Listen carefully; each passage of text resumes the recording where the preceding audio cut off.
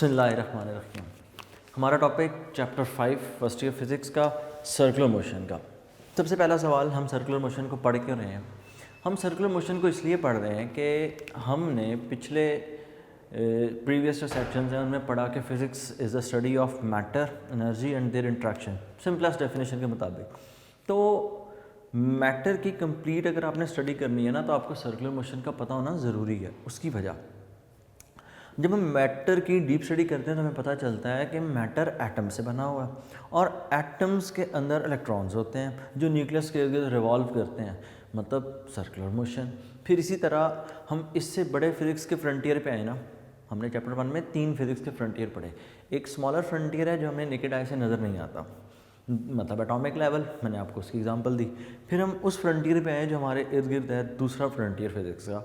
तो इसके अंदर बहुत सारी ऐसी डिवाइसेस, बहुत सारी ऐसी अप्लाइंसेस हैं हमारी जो हमारे इर्द गिर्द मौजूद हैं और वो भी रिवॉल्व करती हैं। उनकी एग्जांपल में से एक फ़ैन कह लें, वॉशिंग मशीन के अंदर स्पिनर घूमता है, वो ड्रायर घूम रहा है, ठीक। तो किसी जूसर मशीन के अंदर उसके अंदर वो जो उसके ब्लेड्स हैं वो कहीं ना कहीं रोटेट कर रहे हैं। तो हमारे इर्द गिर्द बहुत सारी ऐसी अप्लाइंसेस हैं जिनके अंदर सर्कुलर मोशन इन्वॉल्व है। फिर उसके बाद हमारे बहुत सारे झूले उनके अंदर इन्वॉल्व है। सेम इसी तरह हम इसको एक स्टेप आगे लेकर चलें तो बड़े फ्रंटियर के ऊपर तो सारे प्लैनेट्स, स्टार्स, ये अपने अपने एक्सिस के अंदर कहीं ना कहीं रिवॉल्व भी कर रहे हैं, रोटेट कर रहे हैं और साथ साथ सर्कुलर मोशन भी परफॉर्म कर रहे हैं। तो यूं फिज़िक्स के तीनों फ्रंटियर्स के अंदर सर्कुलर मोशन इन्वॉल्व है। और फिर दूसरी चीज़, ये तो हो गया मैटर से उसको रिलेट किया। दूसरी चीज़, जब भी कोई बॉडी मूव करती है तो इट पोजेसेस एनर्जी। तो अगर कोई बॉडी सर्कल में या स्पेशली रोटेट कर रहा है तो रोटेट करते वक्त उसके पास रोटेशनल काइनेटिक एनर्जी होगी, और सर्कल में घूम रहा है तो तब भी उसके पास काइनेटिक एनर्जी तो एग्जिस्ट करेगी। तो यूं सर्कुलर मोशन हमारे डेली लाइफ का भी हिस्सा है, हमारे बेसिक मैटर की जो कॉम्पोजिशन है उसका भी पार्ट है। तो कहीं ना कहीं हमें उसे कवर करने के लिए सर्कुलर मोशन की बेसिक्स का पता होना चाहिए। हमारे इस चैप्टर के अंदर बड़े बेसिक लेवल के ऊपर एक्सप्लेन किया गया चीज़ों को, ज़्यादा मुश्किल कॉम्प्लिकेटेड चीज़ें नहीं हैं। सिर्फ एक मसला होता है और वो ये कि आप सिंपल मोशन को, जिसको आप ट्रांसलेटरी कहते हैं, जिसमें आपने displacement, velocity, distance, speed, acceleration, ये चीज़ें पढ़ी, उनको आप इस चैप्टर की चीज़ों के साथ मिक्स कर देते हैं। लेकिन ये कोई ज़्यादा मसला नहीं रहेगा। शुरू पे आपको 2-4 दिन फील होता है, लेकिन 2-3 लेक्चर्स गुजरने के बाद चीज़ें नॉर्मल होना शुरू हो जाती हैं, आपको चीज़ें समझ आना शुरू हो जाती हैं।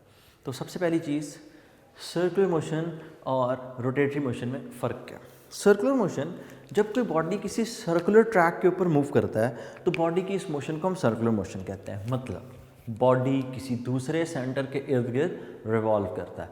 लेकिन ऑन द अदर हैंड, जो हमारे पास रोटेटरी मोशन है उसमें बॉडी अपने ही एक्सिस के इर्द गिर्द घूमता है। फॉर एग्ज़ाम्पल, अगर मैं एक सर्कल ड्रॉ करके उसके ऊपर चलना शुरू कर दूं तो ये मेरी सर्कुलर मोशन है। लेकिन अगर मैं अपनी ही जगह पर खड़े खड़े घूमना शुरू कर दूं, ये मेरी रोटेटरी मोशन है। तो सर्कुलर मोशन के अंदर एक ऑब्जेक्ट किसी एक्सटर्नल सेंटर के इर्द गिर्द घूमता है। तो यहाँ जो सेंट्रल पॉइंट है इसको हम कह देते हैं उसका एक्सिस ओरिजिन। इसको ओ से समटाइम्स रिप्रेजेंट करते हैं, आपकी बुक पे मेजॉरिटी जगह पर इसको ओ से ही रिप्रेजेंट किया हुआ है। तो पहली जो टर्म है वो है एंगुलर डिस्प्लेसमेंट। जब कोई बॉडी सर्कुलर ट्रैक के ऊपर मूव करता है तो बॉडी हो सकता है सर्कल में मूव करते हुए पॉइंट ए से मूव करके पॉइंट बी की तरफ मूव करे। सपोज बॉडी पॉइंट ए से पॉइंट बी की तरफ मूव किया। ए से बी तक जाने में इस बॉडी ने जो डिस्टेंस ट्रैवल किया ना, उस डिस्टेंस को हम यूं मेंशन कर देते हैं, ये है उसका ट्रैवल डिस्टेंस। अब बॉडी जिस सर्कल में मूव कर रहा था उस सर्कल का रेडियस इस साइड से भी ड्रॉ कर लेते हैं और सर्कल का इस साइड से भी हम रेडियस ड्रॉ कर लेते हैं आर। अब बॉडी ने पॉइंट ए से पॉइंट बी तक जाने में कुछ ना कुछ एंगल थीटा सबटेंड किया। ये जो एंगुलर थीटा है ना, इस एंगल थीटा को हम एंगुलर डिस्प्लेसमेंट कहते हैं। Remember, this angle theta is called angular displacement. यहीं पर आप हमेशा कंफ्यूज रहते हैं। तो एंगुलर डिस्प्लेसमेंट क्या चीज़ है? एंगल कवर्ड या angle subtended at the center of the circle when an object covers an arc length on it's circumference. जब बॉडी सर्कल के सर्कमफेरेंस के ऊपर कुछ आर्क लेंथ कवर करता है, तब बॉडी सेंटर के ऊपर कुछ ना कुछ एंगल कवर करता है। इस एंगल थीटा को एंगुलर डिस्प्लेसमेंट कहते हैं। इससे पहले डिस्प्लेसमेंट क्या था? दो पॉइंट्स के दरमियान में शॉर्टेस्ट डिस्टेंस, मतलब दो पॉइंट के दरमियान में शॉर्टेस्ट डिस्टेंस से मुराद ये स्ट्रेट लाइन हुआ करती थी। ये सिंपल डिस्प्लेसमेंट की बात हम कर रहे हैं। यहाँ सिंपल डिस्प्लेसमेंट नहीं है, बल्कि क्या है? Angular displacement. तो हम इस थीटा में इंटरेस्टेड हैं। आपको ये डेफिनेशन बुक पेज 124 में मिल जाएगी। शॉर्ट क्वेश्चन से पहले समरी लिखिए ना, समरी के अंदर पहली लाइन के अंदर ये डेफिनेशन आपको वहाँ मिल जाएगी। नेक्स्ट चीज़, एंगुलर डिस्प्लेसमेंट के लिए सिंबल, वो तो मैंने आपको पहले ही बता दिया, वहाँ मैंने डायग्राम के अंदर बनाया भी। एंगुलर डिस्प्लेसमेंट के लिए सिंबल यूज़ होता है थीटा। अच्छा, इसको जब आप प्रोनाउंस करते हैं तो आपने इसको प्रोनाउंस यूँ करना है, थीटा। उसके बाद इसका फॉर्मूला के लिए हम थोड़ा सा वेट कर लेते हैं, थोड़ी सी इस थ्योरी को आगे एक्सप्लेन कर लें, उसके बाद फॉर्मूला इसका पेट फॉर्म में लिखते हैं। अब फॉर्मूला इसका देखिएगा ज़रा। फॉर्मूला यूँ है कि अगर आपके पास दो सर्कल्स, उनमें से एक मैंने ड्रॉ कर दिया, दूसरा एक छोटा सर्कल मैं यहाँ ड्रॉ करता हूँ। अब दूसरा जो सर्कल है ना, इसमें चूँकि रेडियस कम, तो ऑटोमेटिकली रेडियस के कम होने से अंडरस्टूड सी बात है आर्क लेंथ ही डिस्टेंस भी कम होगा। लेकिन एक चीज़ अंडरस्टूड है, और वो ये कि चाहे सर्कल बड़ा हो चाहे सर्कल छोटा हो, दोनों केसेस के अंदर जो एंगल थीटा होता है ना, दैट इज़ ऑलवेज 360 डिग्रीज। चाहे सर्कल छोटा हो चाहे सर्कल बड़ा हो। तो इस सर्कल के अंदर भी आप अगर पॉइंट ए से पॉइंट बी तक मूव करें, तो पॉइंट ए से पॉइंट बी तक जाने में आप हमेशा एक जितना ही एंगल कवर कर रहे हैं दोनों सर्कल्स में। चाहे मैं यहाँ से यहाँ जाऊँ, चाहे इस सर्कल के अंदर इतना ही एंगल थीटा कवर करें, तो इन दोनों के अंदर ये और जो एंगल थीटा है, ये दोनों के अंदर क्या है? सेम। एस इधर रेडियस आर। अच्छा, इसी चीज़ को आप एक और एंगल से यूँ समझ लेना। फॉर एग्जांपल, मैं इस सर्कल के अंदर यहाँ से मूव करके यहाँ तक आता हूँ, तो मैंने कितना एंगल थीटा कवर किया? Most obvious 360 degrees. मैं यहाँ सेम यही चीज़ रिपीट करता हूँ, तो कितना एंगल कवर किया? 360 डिग्रीज। मतलब इन दोनों सर्कल्स में जो चीज़ सेम है वो है क्या चीज़ है? Angle theta. तो अगर एंगल थीटा दोनों में सेम है, इस बात का मतलब ये हुआ कि जितना ज़्यादा रेडियस होगा आर्क लेंथ उतनी ज़्यादा होगी। इस सर्कल का रेडियस बड़ा, तो इस सर्कल के ऊपर ये वाला डिस्टेंस बहुत बड़ा है। इस सर्कल का चूंकि रेडियस कम है, तो इस सर्कल का डिस्टेंस भी क्या होगा? बहुत ही कम। प्रोपोर्शनैलिटी हटा दें तो क्या लगता है? Constant. S is equal to r theta. और इन दोनों सर्कल्स के अंदर थीटा कांस्टेंट है, दोनों के अंदर थीटा 360 डिग्री ही तो है। अब यहाँ से थीटा के लिए फार्मूला अलग कर लें। अगर हम थीटा के लिए फार्मूला लिखें तो थीटा के लिए फार्मूला बनता है theta is equal to S over r. S से मुराद इस पूरे सर्कल का circumference, arc length, circumference 2 pi r. इस पॉइंट को यहाँ साइड पर हम लिख लेते हैं। सर्कल में टोटल जो डिस्टेंस होता है that is equal to circumference, and circumference is equal to 2 pi r. तो ये हो गया थीटा के लिए फॉर्मूला। अब अगर मैं इस फॉर्मूले से यूनिट फाइंड आउट करने की कोशिश करूं, तो मुझे ये बात पता है, और हमने चैप्टर 1 डायमेंशंस में भी इस बात को सीखा कि थीटा की डायमेंशन नहीं होती। हम इसको सप्लीमेंट्री यूनिट्स में इंक्लूड करते हैं, और न बेस न ड्राइव। सप्लीमेंट्री में क्यों? वजह, distance unit metre, radius unit metre, metre metre से कैंसिल, यूनिट बनता ही नहीं है इसका। मतलब एंगुलर डिस्प्लेसमेंट या थीटा एक ऐसी क्वांटिटी है जिसका यूनिट एग्जिस्ट ही नहीं करता अगर हम बाकायदा इसके फॉर्मूले को सॉल्व करें। तो डायमेंशन लेस है, डायमेंशन भी नहीं है इसकी। फिर हम इसे ज़बरदस्ती के 2 यूनिट्स देते हैं। उनमें से पहला यूनिट सिस्टम इंटरनेशनल के मुताबिक हम लिखते हैं रेडियन, और दूसरा यूनिट जो हम इसको कॉमनली यूज़ करते हैं इसके लिए दैट इज़ कॉल्ड डिग्री। लेकिन इनमें से सिस्टम इंटरनेशनल का यूनिट सिर्फ और सिर्फ रेडियन ही है। नेक्स्ट चीज़, रेडियन क्या होता है? अब हमने नेक्स्ट चीज़ ये एक्सप्लेन करनी है, व्हाट इज़ रेडियन। रेडियन का जिक्र हमने चैप्टर 1 में पढ़ा, लेकिन वहाँ पर ज़ाहिर बात है इतनी डिटेल नहीं है। क्यों? क्योंकि हम लोगों ने सर्कुलर मोशन को तब तक पढ़ा नहीं होता, तो हम आपको एक जनरल सा व्यू दे देते हैं। 10th की बुक में भी इसका जिक्र है, लेकिन देखते हैं, लेट्स गेट इनटू दिस कि क्या चीज़ होती है 1 रेडियन। सपोज हम एक ऐसा सर्कल बनाएं और इस सर्कल के अंदर ये इसका आ गया सेंटर। इस सर्कल का रेडियस अगर मैं कैलकुलेट करूं तो सर्कल का रेडियस यहाँ से यहाँ तक बनता है। आप क्या करें, जितना ये रेडियस है इतना ही एक थ्रेड ले लें, मतलब धागा यहाँ से रख के यहाँ तक मेजर करें और उस थ्रेड को इसी साइज़ में कट कर लें। अब इस थ्रेड को आप इस जगह पर बिछाना शुरू कर दें, मतलब इस थ्रेड को जितना ये रेडियस है इतना ही थ्रेड आपने यहाँ से यूं बिछा लेना। ये पॉइंट आपका हो गया ए कह लें, इस पॉइंट को आप कह लें बी, और आप इस एंड से भी इसको यूं क्लोज कर दें। आपने इन दोनों को क्लोज करने के बाद यहाँ सेंटर में बना दिया एंगल थीटा। ये काम आप ज़रूरी नहीं किसी एक सर्कल के साथ करें, जितने मर्जी सर्कल्स बना लीजिएगा, सबके साथ कीजिएगा, डिफरेंट साइजेस के सर्कल। आपको हमेशा ये देखकर हैरानी होगी कि अगर आपका आर और आपका ये डिस्टेंस दोनों सेम है, ये कंडीशन याद रखनी है, when r is equal to s. अगर ऐसा है फिर, वरना नहीं। अगर आर और एस ये दोनों आपस में बराबर हों तो आप हमेशा देखोगे कि ये वाला जो एंगल है ना, दैट विल बी 57.3 डिग्रीज हमेशा।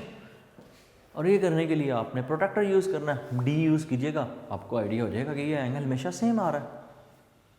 अब ये जो एंगल है ना 57.3, इसको हम कहते हैं इट इज़ कॉल्ड 1 रेडियन। इसको हम क्या कहते हैं, इट इज़ कॉल्ड 1 रेडियन, मतलब s theta is equal to S over r. मैंने कहा कि आपने इस तरह से कैलकुलेशन करनी है कि S और R दोनों आपस में इक्वल हों। अगर S और R दोनों आपस में इक्वल हों तो ऐसी सूरत में फॉर्मूला हो जाएगा theta is equal to R by R, R से cancel and theta will come out as 1 what 1 radian. क्योंकि ये जो 57.3 डिग्रीज है इसको हम 1 रेडियन कहते हैं।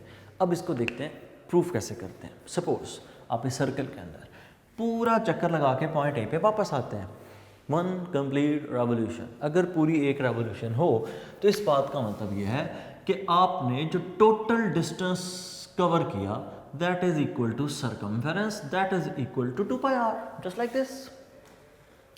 और आपका जो टोटल ट्रैवल डिस्टेंस होगा, ये आपको जो एंगल कवर करके देखा ना, your angle theta must be equal to 360 degrees. ये एक रेवोल्यूशन की कहानी है। और अगर मैं फॉर्मूले में इसको पुट करूं तो क्या होगा, फॉर्मूला है s is equal to r theta. अगर इन दोनों की वैल्यूज पुट करें तो ये हो जाएगा, एस की जगह पुट हो जाएगा 2 पाई आर, और r as it is theta की जगह पुट हो जाएगा 360 डिग्रीज। आर से कैंसिल हो जाएगा, आर कैंसिल होने के बाद यहाँ रह गया 2 pi is equal to 360 degrees. 2 pi what, 2 pi radians. इस 2 पाई को इधर लाकर डिवाइड कर दें तो यहाँ रह जाएगा 1 radian is equal to 360 degrees divided by 2 pi. जब आप इन दोनों को डिवाइड करते हैं तो 1 रेडियन का आंसर आता है 1 radian is equal to 57.3 degrees. तो ये हो गया 1 रेडियन। अब यहाँ से ना कन्वर्जन भी पूछ ली जाती है। ये पूछा जाता है कि बताइए 1 डिग्री कितने रेडियंस के इक्वल होगा, how much radians can make 1 degree. तो बड़ा सिंपल सा काम है, आपने क्या करना है, इस 57.3 को इधर लाकर डिवाइड करते हैं। आप इस पर डिवाइड करें आपको आंसर मिल जाएगा इसका। बड़ा सिंपल सा काम है। हाफ सर्कल हो तो फिर कितने रेडियंस होते हैं, तो कोई मसला नहीं है। हाफ सर्कल हो तो टोटल एंगल होता है 180 डिग्रीज। अब यहाँ से आपसे पूछे जाते हैं शॉर्ट क्वेश्चंस, एमसीक्यूज़ की चीज़ें। तो मैं कुछ इंपॉर्टेंट एमसीक्यूज़ आपसे डिस्कस कर लेता हूँ ना।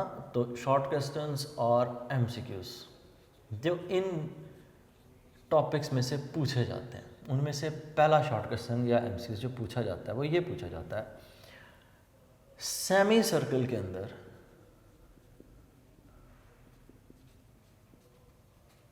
रेडियंस कितने होते हैं, how many radians are there in one semi circle. तो बड़ा सिंपल सा आंसर। अच्छा, एक सेमी सर्कल का मतलब क्या होता है? एक सेमी सर्कल का मतलब होता है 180 degrees. One semi circle is equal to 180 degrees. अभी मैंने आपको ऊपर क्या पढ़ाया? मैंने आपको पढ़ाया कि 2 पाई रेडियन किसके इक्वल होता है? 360 डिग्रीज।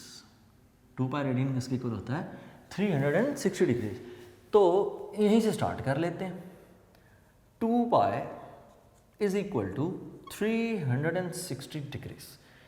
तो नेक्स्ट स्टेप में क्या होगा? ये 2 पाई इधर मल्टीप्लाई, इधर आकर डिवाइड, तो pi is equal to 180 degrees.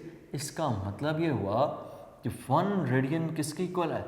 180 degree किसके इक्वल है? It is equal to pi radians. ठीक, फिर एक और सवाल पूछा जाता है, वो ये, क्लॉक की मिनट हैंड जो है वो 5 मिनट एक्स्ट्रा टाइम शो कर रही है। फॉर एग्जांपल अभी हो रहे हैं 2:20, अब आप घड़ी आपको 2:25 शो कर रही है, तो 5 मिनटों के दरमियान में कितना एंगल थीटा है आपने वो बताना है। तो कोई मसला नहीं है। अब अगर हम देखें तो घड़ी के ऊपर टोटल रोटेशन के अंदर कितना एंगल होगा? ऑब्वियस सी बात है 360 डिग्रीज होंगे। यहाँ 12, यहाँ 6, यहाँ 3, यहाँ 9, और 5 मिनट का कहा गया तो यहाँ हम 1 लिख लेते हैं। घड़ी की नीडल मिनट एंड अगर यहाँ से मूव करके यहाँ आ जाए तो इसके दरमियान में यहाँ पर कितना एंगल थीटा होगा? डिग्री में भी बताना है और रेडियन में भी बताना है, तो कोई मसला नहीं। अगर हम इसके पूरे हिस्से देखें तो 1 मिनट के अंदर, 1 घंटे के अंदर 60 मिनट होते हैं। इसका मतलब ये हुआ कि एक कंप्लीट रोटेशन के अंदर एंगल थीटा है 360। हर 1 मिनट कितना एंगल कवर करेगा? आप इसे डिवाइड करते हैं 60 से, तो हर 1 मिनट के हिस्से में आ जाएंगे 6 डिग्रीज, 6 डिग्रीज। ये हर 1 मिनट के हिस्से में, हर 1 मिनट के हिस्से में कितने डिग्रीज आ गए? 6। हमने कितने मिनट्स का बताना है? For 5 minutes. अगर एक के लिए 6 है तो इसका मतलब ये हुआ कि 5 मिनट्स के लिए जो डिग्रीज होंगे that will be equal to 30 degree. और नेक्स्ट चीज, रेडियन कितने होंगे? तो कोई मसला नहीं ना, सिंपल रूल है, पाई 180 के इक्वल। 1 रेडियन किसके इक्वल होगा? 1 रेडियन इक्वल होगा 180 over pi. 1 radian is equal to 180 divided by pi. तो जो भी एंगल थीटा है उसको 180 और पाई से मल्टीप्लाई कर दें, आपका आंसर आ जाएगा। तो ये हो जाएगा 30 degree multiply by pi over 180। Yes, ऐसा क्यों? मैंने उल्ट कर दी अभी, 180 ओवर पाई बता के पावर 180 यूज़ कर लिया। ये 1 रेडियन है, हमने रेडियन को डिग्री में नहीं कर रहा, हमने डिग्री को रेडियन में लेके जाना है। और जब डिग्री को रेडियन में लेके जाना है तो जाहिर सी बात है उसका उल्ट करना पड़ेगा। तो नेक्स्ट स्टेप में इनको कैंसिल आउट करें तो ये हो जाएगा पाई बाय 6। और ये प्रैक्टिस आपकी 9th क्लास में 10th क्लास में रही मैथ्स के चैप्टर 7 के अंदर। So get back on to the angular displacement. तो नेक्स्ट चीज़ ये है कि एंगुलर डिस्प्लेसमेंट स्केलर क्वांटिटी है या वेक्टर क्वांटिटी। इसके ऊपर बुक के ऊपर कुछ थ्योरी लिखी है, आप उसको पढ़िएगा। बुक को आप जब बुक ओपन करेंगे ना, बुक के ऊपर 2 ग्रीन बॉक्सेस बने हुए हैं पेज 100 के ऊपर। अब उन ग्रीन बॉक्सेस के अंदर जो चीज़ एक्सप्लेन है वो ये, for a very small angle of theta angular displacement is a vector quantity. मतलब अब हम जब स्मॉल थीटा की बात करते हैं तो हम इसको थीटा से रिप्रेजेंट नहीं करते, हम इसको लिखते होते हैं डेल्टा थीटा से। Delta expresses a very small a minor little change, तो उस थीटा से हम इसको रिप्रेजेंट कर रहे हैं। अब देखें अगर हम सर्कल में मूव करें ना तो हर जगह पर हमारी डायरेक्शन ऑफ मोशन एक जैसी नहीं होती। यहाँ डायरेक्शन कुछ और है, यहाँ डायरेक्शन कुछ और है। देखो यहाँ पे डायरेक्शन इधर, यहाँ डायरेक्शन कुछ इस तरफ। तो यहाँ से अगर आप फॉलो करें लाइन को, टेंजेंट को, तो आप यहाँ पहुँच जाएंगे, और यहाँ टेंजेंट को फॉलो करें तो यहाँ पहुँच जाएंगे। इसका मतलब क्या हुआ, सर्कल में मूव करते वक्त हमारी डायरेक्शन हर वक्त एक जैसी नहीं होती। जब हमारी डायरेक्शन एक जैसी नहीं है, जब हमारी डायरेक्शन एक जैसी नहीं है तो क्वांटिटी को तो स्केलर होना चाहिए एंगुलर डिस्प्लेसमेंट को, बिल्कुल ठीक है। लेकिन जब हम स्मॉल एंगल थीटा कवर करते हैं ना, वेरी स्मॉल, तो आपको एक इतना सा पैच मिल रहा होगा, एक इतना सा पैच मिल रहा होगा। लेकिन ये वाला छोटा सा पैच, ये तो आपको स्ट्रेट फील होगा।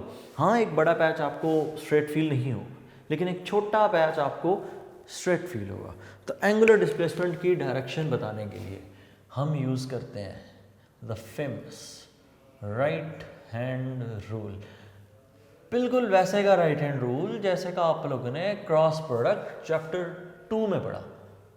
वहाँ दो वेक्टर्स मल्टीप्लाई हो रहे थे, क्रॉस प्रोडक्ट था उनका। यहाँ पर मामला थोड़ा सा डिफरेंट है। तो राइट हैंड रूल क्या स्टेट करता है? राइट हैंड रूल ये स्टेट करता है कि आप अपने राइट हैंड को इस तरह से स्ट्रेच करें कि आपकी फिंगर्स और आपके थंब के दरमियान में 90 डिग्री का एंगल हो। ये मेरी फिंगर्स और ये थंब, और इन दोनों के दरमियान में बनने वाला एंगल 90 डिग्री। अब आप अपने थंब को एक्सिस ऑफ रोटेशन के ऊपर सेंटर पे प्लेस करें। तो मैंने इसे सेंटर पे प्लेस कर दिया। प्लेस करने के बाद आप इसे रोटेट करें। कहाँ से कहाँ? जहाँ से आप स्टार्ट कर रहे हैं और जिधर को आप जा रहे हैं, मतलब in the direction of motion. For example मैं पॉइंट ए से पॉइंट बी की तरफ जा रहा हूँ, तो मैं अपनी फिंगर्स को ए से बी की तरफ कर्ल करूँगा। थंब किधर आ रहा है? अपवर्ड। इसका मतलब यहाँ से मेरी डायरेक्शन किधर होगी? Towards you. और अगर मैं पॉइंट बी से पॉइंट ए आ रहा हूँ तब भी कोई मसला नहीं, तब आपको थोड़ा मामला उल्ट करना पड़ेगा। जाहिर बात है मैं अपनी उंगलियाँ पीछे को तो नहीं मोड़ सकता, तो यूँ रखेंगे, पॉइंट बी से पॉइंट ए की तरफ इन्हें कर्ल करेंगे। थंब किधर आएगा? Into the paper, into the board, into the plane. तो यूँ हम डायरेक्शन कैलकुलेट करते होते हैं। और इस रूल को हम क्या नाम देते हैं? Right hand rule. तो क्वांटिटी कौन सी है? स्मॉलर एंगल थीटा हो तो वेक्टर क्वांटिटी, और अगर बड़ा एंगल थीटा हो तो फिर हम उसको ऐसे डिस्कस नहीं करते, लेकिन स्केलर क्वांटिटी है। उसके बाद पेज 126, पहला न्यूमेरिकल सेम इसी चीज़ के ऊपर है। A tiny laser beam is directed from the earth to the moon. मतलब एक छोटी सी आपके पास लेज़र बीम है, आपने इसे अर्थ से मून पे इंसिडेंट किया। अब मुझे पता है कि अगर मैं किसी लाइट को, लेज़र लाइट को या टॉर्च लाइट को मैं सामने किसी वॉल पे इंसिडेंट करूँ तो ये ऐन मुमकिन है कि जब वो उस वॉल पर पहुँचे तो उस वॉल के ऊपर एक सर्कल बनाएगी। ऑब्वियस सी बात है। अब अगर मैं दूर खड़ा हूँ वॉल से तो सर्कल बड़ा होगा, अगर मैं वॉल के करीब जा रहा हूँ तो सर्कल छोटा होता जाएगा। सेम ऐसे कुछ हुआ, मैंने ज़मीन से एक लेज़र लाइट को मून के ऊपर डायरेक्ट किया तो उसने मून के ऊपर जो आकर जो आर्क लेंथ बनाई दैट इज़ 2.5 मीटर्स। तो मुझे जो डिस्टेंस गिवन है न्यूमेरिकल नंबर है 5.1। Data arc length on the surface of moon is 2.5 meters.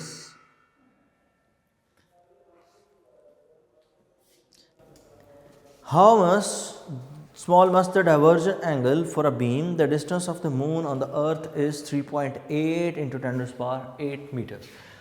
अर्थ और मून के दरमियान में जो डिस्टेंस है r, that is 3.8 into 10⁸ meters. How large must the divergence angle be? Required है आपसे angle theta. So theta is कसमा सोल्यूशन। थीटा का फॉर्मूला हमने डिस्कस किया लेक्चर में, theta is equal to S over R. दोनों की वैल्यूज पुट कर दें तो फॉर्मूला है theta is equal to S over are.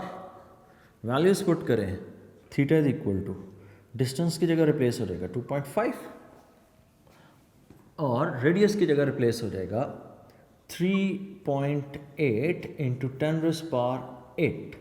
आप इन दोनों को सॉल्व करें, आपका आंसर आ जाएगा and answer comes out to be 6.6 into 10⁻⁹ radians. So ये था हमारा पहला टॉपिक। एंगुलर डिस्प्लेसमेंट और सर्कुलर मोशन का इंट्रोडक्शन। सेम इसी चीज़ से हम आगे रिलेट करेंगे नेक्स्ट लेक्चर के अंदर, angular velocity and angular acceleration. इसको पढ़िएगा, इसका कॉन्सेप्ट इकट्ठा कीजिएगा और फिर इसी की बेस पे हम लोग अगले टॉपिक्स पढ़ेंगे। जिस तरह आप लोगों ने सिंपल डिस्प्लेसमेंट में पढ़ा था कि simple displacement is the shortest distance between two points, और फिर हमने इसी से अगले टॉपिक में कैसे रिलेट किया, हमने उसे रिलेट यूँ किया कि displacement divide by time velocity, velocity divide by time acceleration. तो सेम यहाँ पर भी कुछ ऐसा ही होगा ना कि एंगुलर डिस्प्लेसमेंट हमने पढ़ लिया तो एंगुलर वेलोसिटी क्या होगी, अगले लेक्चर में देखेंगे। अल्लाह हाफिज़।